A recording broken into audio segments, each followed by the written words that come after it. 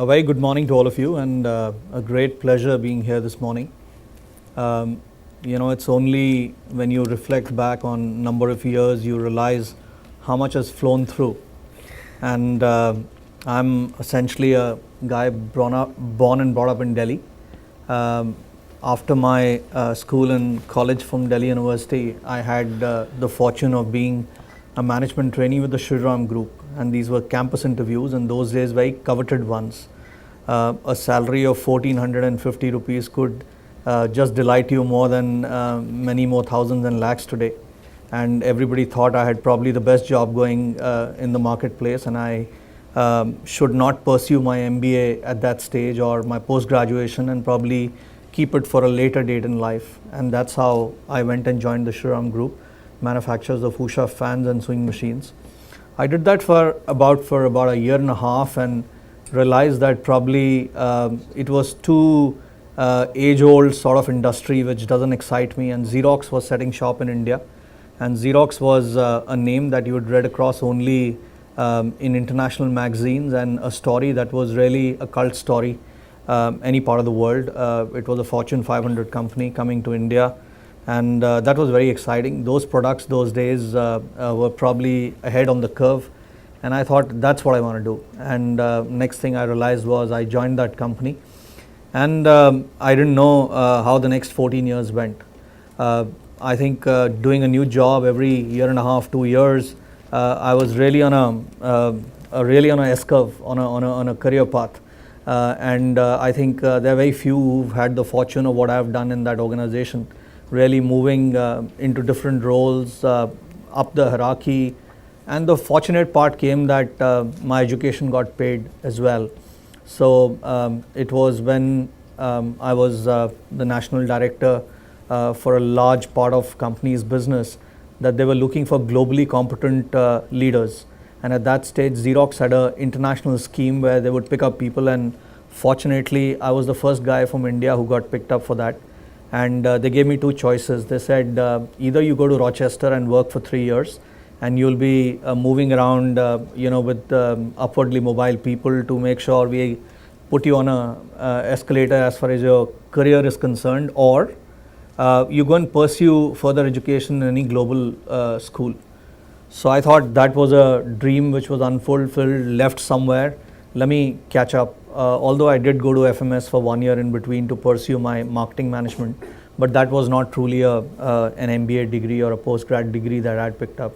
So, I said, good opportunity. But after having worked for 12 years, to go and sit back and do your GMATs again can be very painful. I took about 2-3 weeks, just studied about 2-3 weeks, and got some, I don't remember, I think 680 or something like that, which was good enough. It got me admission into 2-3 schools, and I was looking at more at a 1-year program rather than a 2-year program. So all European programs were 1-year programs. I got at IMD Lausanne, Cranfield, and I had a Sloan management program for the subsequent year.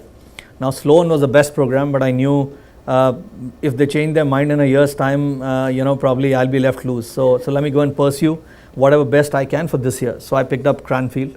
I was in Cranfield because the average age groups in that school are generally people with 10-12 years of experience. So 35 was the average age group, and that put me into a cushy chair because I was 33, 34 at that time, and therefore I went and pursued my management. Being a sales marketing guy, I actually specialized in finance and strategy, which was very different from what I had been doing, but that was a great challenge. So the moment I came back to India, and I had a job because it was fully sponsored. I'd also signed a bond because they paid a huge amount of money for my education. That's when I had completely changed aspirations. I wanted my boss's job, and my boss wasn't going anywhere. So I had to move out. Telecom was just about happening in the country, and the only familiarity I had with telecom was I launched fax machines for Xerox in this part of the world. And that was a pioneering effort when they were moving from a document, from a photocopying company to a document company. And while doing that, I knew what telecom could do. And Sunil Mittal was a very small name in this country. I always say he had 1.5 licenses, one license for Delhi and half a license for Himachal, which was a very, very small place. Nobody knew what telecom will happen there. And he started meeting me, and there were very funny interviews that happened. We met 2-3 times, and each time he would talk and I would listen. And he would be convincing me to say, why should I join him? Because that was the first set of professional that he was trying to induct into the company. British Telecom owned 44.5% of that company at that time. And as I was preparing for my plans to move over to telecom, my game plan was that I work for Xerox. It's a global company. British Telecom is a very respected name. It's a matter of time. They'll go and buy out Sunil Mittal, and it's good to work for British Telecom. So that was the whole game plan. Rest is history. We bought them out and they didn't buy us out. Last 15 years probably have been the most exciting 15 years in my life, for having built telecom step by step in India and outside India, to have learned the ropes along with everybody else. I'm not an engineer, but anybody who interacts with me in the telecom world anywhere thinks probably I'm an engineer. It's as you pick up things when you grow up. I think we've been very, very fortunate. I further enhanced my education. I did my advanced management at Wharton, and again somebody else paid for it. So I've been very fortunate. Other than my graduation, somebody's paid for my education. And as I was coming over, obviously there was that conflict about what happens to that bond that I'd signed. So Sunil Mittal had to pick up that bond and cover that up. Hopefully nobody else had to pick up the bond that he spent on. I think we were very fortunate to have built one of world's enamoring story, and I'm very thankful that I've been a part of that build up, moving the company into 4 different businesses that I used to manage: mobile, fixed line and broadband, international wholesale, and DTH. So while I was creating a very large business, which was a multi-billion-dollar business, I was also nurturing some small businesses that outside world probably is less appreciative or aware of. So DTH, a business that I started from scratch, today is valued at close to $1.6-1.7 billion. Although no sale has happened, but that's a story that we stitched in 5 years' time. And it is, I think, one of the fastest growing startups that anybody can talk about. We developed Airtel Money that very few people know. It was a financial services business, not a telecom business, which again flows through about 400 crores of flow through that pipe every month. So it's a largest business. Airtel Online, which was zero till about 4 or 5 years back, is today a $1 billion business. So about $1 billion worth of business happens online. So these are all new initiatives that we nurtured within a large organization. So it was best of both worlds. It was entrepreneurial always, and it allowed us to create a very large global business that was grown both organically and inorganically. So I think I've been exceedingly fortunate.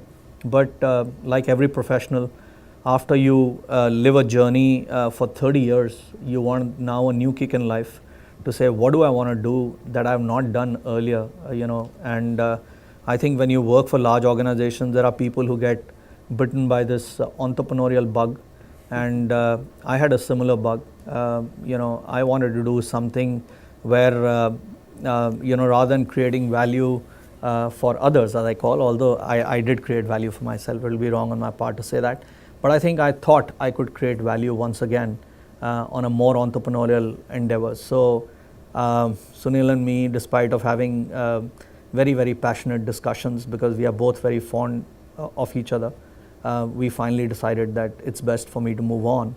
And when I moved on, I started looking at what's happening on the entrepreneurial world outside. So meeting with PEs, funds, who's who of this country, having a dialogue to say what's going on.